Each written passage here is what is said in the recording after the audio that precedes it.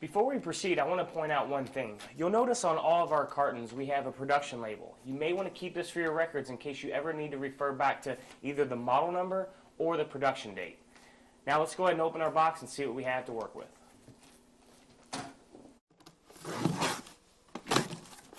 Now that I have everything out of the carton, I'd like to go over all of the items that you're going to receive.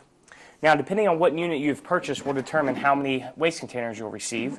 But today we're going to be working with our 35-quart waste container. You're going to receive step-by-step installation instructions, your hardware necessary for the installation, and of course your wood frame with your patented Rev-A-Motion slide system. These are the tools you'll need to make your installation easier. First of all, you're going to need a tape measure and pencil. You'll need a Phillips head screwdriver. An 8mm nut driver or an 8mm wrench will work, a flathead screwdriver, a drill with a Phillips head bit, and a speed square. In preparation before our installation, we're going to need to first remove our gas piston from our waste container frame. Using a flathead screwdriver, it's easy to go ahead and pry the retainer clips up and remove those out of the way, and then you can gently remove the piston from the arms. Then we will gently remove the slides from the waste container frame. We're now ready to install our rear mounting bracket, but before we do so, we need to draw a line at 12 7/8 from the floor of the cabinet. Using your speed square, this will help you draw a line so you can mount your bracket square. Now that we have our line drawn, we're ready to install our rear mounting bracket. One important note is that you'll notice that in our brackets we have a middle slot here. You want to make sure that you're screwing into the middle of the slot just in case you need to adjust your bracket either left or right. We're now ready to begin attaching our slide mounting bracket to our slide. One thing I do want to point out is you'll notice it has a bit of a T-shape to it. You always want to make sure that the top of the T-shape is facing the front of the slide. Also, in our mounting bracket we have quite a few holes and slots. Now, depending on your particular application will determine which slot you need to use. I would refer to the instruction manual to determine which slot.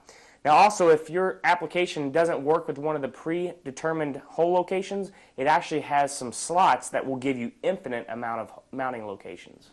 For frameless cabinets or wider installations, we have supplied these mending plates. What this will allow you to do is to install your product in much larger openings. For today, we'll be choosing slot C, and we're going to go ahead and begin by attaching our 8mm nuts with our screws provided and attach those together.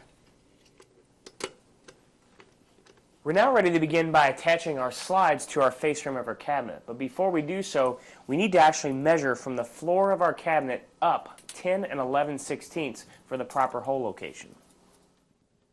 Next, we're going to grab our slide and we're going to go ahead and install it into the socket in the rear of the cabinet, and then we'll proceed by screwing that into the face frame. One thing I want to point out is you want to make sure that that line that you drew at 10 11/16 is at the bottom of this bracket.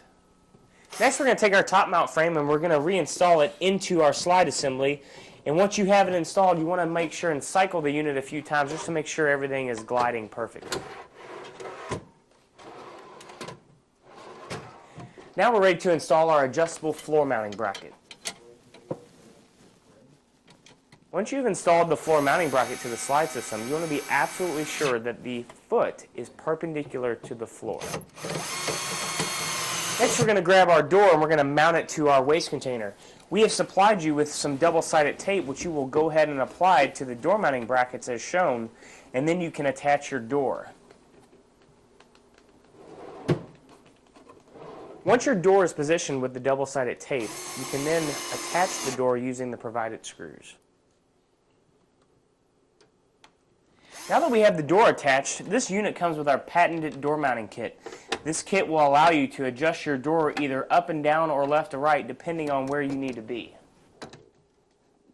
Now that we've finished installing our door, we're ready to install our gas piston. I do want to point out that you want to make sure that the reservoir end is at the top. Attach the gas spring to the 10mm stud and then reinstall your clips. Now that your gas shock is installed, your unit is pretty much ready to go. What you'll want to do is you'll want to cycle the unit a few times just to make sure that everything is working properly. To finish our installation, we're going to go ahead and install our rear storage bin, and then we're going to grab our 35-quart waste container and simply drop it in.